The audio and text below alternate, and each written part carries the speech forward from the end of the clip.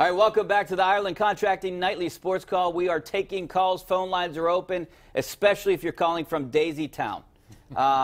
Angry Pittsburgh guy just tweeted me. He said, how long before Romo starts to get a coaching offer? Here's my answer to that. Why would he want to accept a coaching position when he makes about 10 times as much as an assistant coach does and probably works 10 times less? Yeah, I don't know if what Tony Romo says on the broadcasts translates to, in somebody's mind, this guy should be a coach. Obviously, he recognizes defenses and he can say what he thinks is going to happen with amazing accuracy. I think he's great, by the way. But I agree with Richie. I mean, why would you do such a thing when you're the hottest guy in network football analysis and you're going to make, a lot of money and do about 1/100th of the work of a head coach? Yeah, I mean, those guys, you come in on a Thursday, maybe Friday, and they're out of there on Sundays. It's a 3 to 4 day work week for him. I mean, yes, he puts in some film study and looks at and has to know everything, but he's not doing what coaches do day to day, trying to figure out things, scheme things. And like I said before, he's making millions of dollars, 10 times what an assistant would make. So I don't ever foresee him going into coaching when he has a job, probably the #1 analyst job in the country. Yeah. That's what I would think. And right now, I think he's the best. Yeah, he's very good. All right, back out to the phone lines. Let's go out to John out in Newcastle. What's up, John?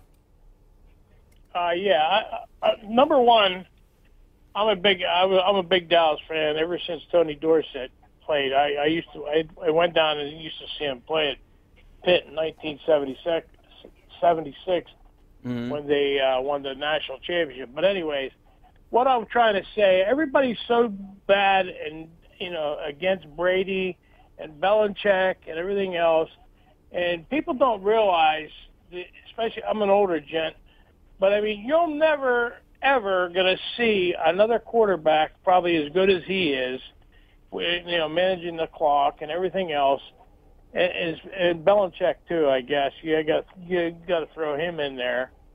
Yeah, I appreciate the call. He's the best quarterback I've ever seen, and it's probably the best coach that I've ever seen, and it might be arguably the best dynasty we've seen, even better than what the Steelers were in the 70s.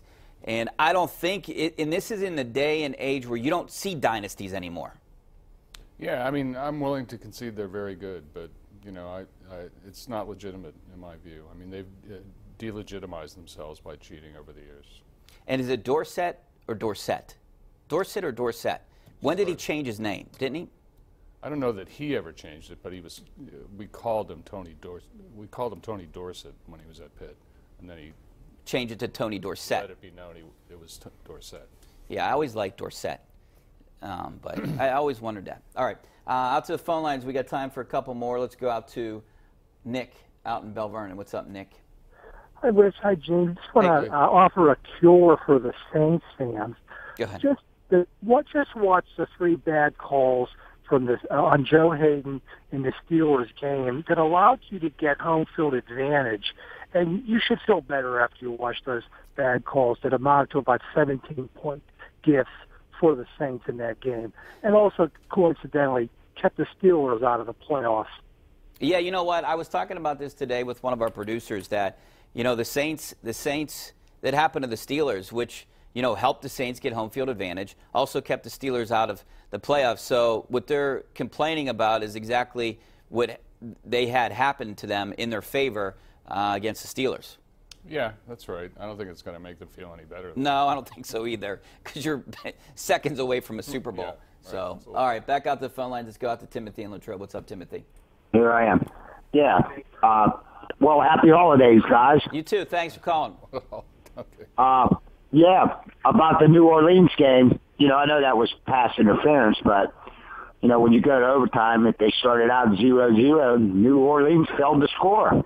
So, I wouldn't just blame it on the ref. They failed to score. So that's no wrap. Well, if the refs make the call, it could turn out differently. But the fact is they went to overtime, and it's a new game, and Drew Brees threw an interception.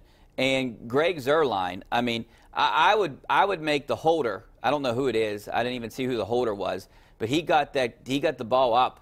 It was a bad snap, and the guy nailed a 57-yarder. So I would make the Holder a co-MVP because a 57-yarder indoors to win it. We haven't seen too many clutch kicks this year on the Steelers side. Especially around here. Yeah. And how about L.J. Fort's tweet? Did you see that? Mm-hmm.